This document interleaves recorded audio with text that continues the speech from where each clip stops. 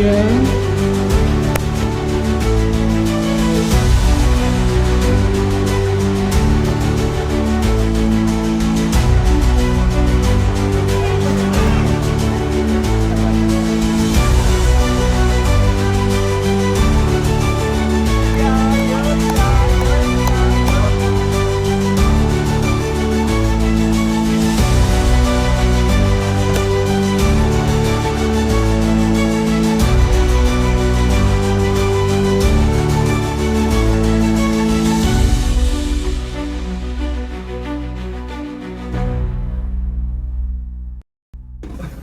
Cikgu, apakah pandangan Cikgu tentang pasukan tahunan pada tahun ini?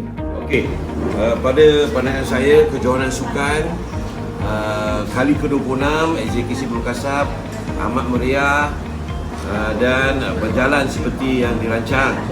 Pertama. Kedua, saya bangga sebagai PBD kerana semua ahli masyarakat turut serta dalam aktiviti sekolah, terutamanya olahraga. Bukan senang ni nak datang semua ni, tapi semua datang dan support apa aktiviti sekolah, terutamanya kejohanan olahraga.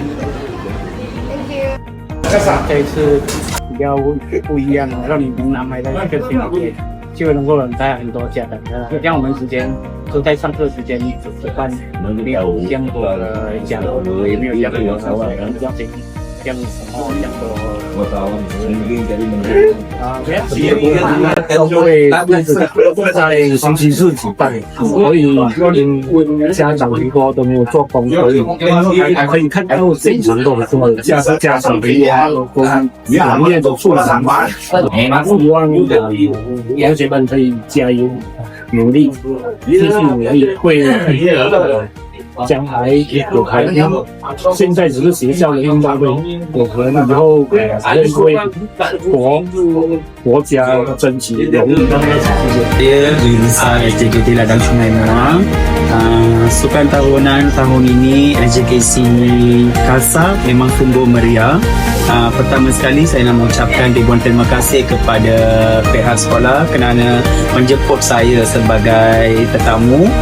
So memang saya nampak sejak pagi sampai sekarang memang persediaannya sangat rapi dan hebat sekali. Di sini saya mengucapkan tahniah dan syabas kepada semua pihak yang menjayakan sukan tahunan 2026 SJKC Kasab. Terima kasih.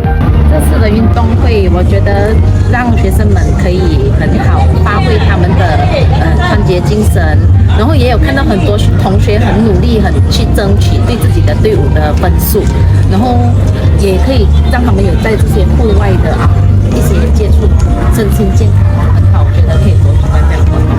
Saya lihat pada hari ini amat memeriahkan dan tahniah kepada guru besar, semua guru-guru serta semua murid-murid di atas semangat yang ada berpasukan untuk melahirkan generasi yang padu pada masa akan datang.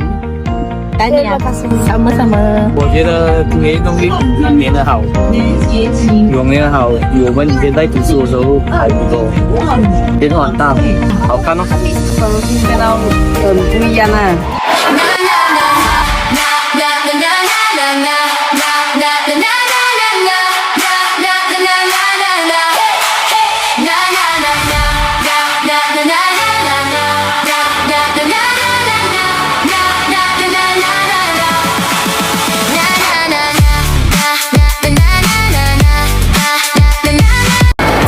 请问你对我校今年常年运动会有什么感想吗？今年的运动会比去年的还好，而且今年的气氛也很好。请问你的心情如何呢？我心情就很开心哦，拿了很多奖，比去年还好哦。开心，因为我比去年的好，今天拿了很多奖牌。常年运动会的总冠军是蓝队。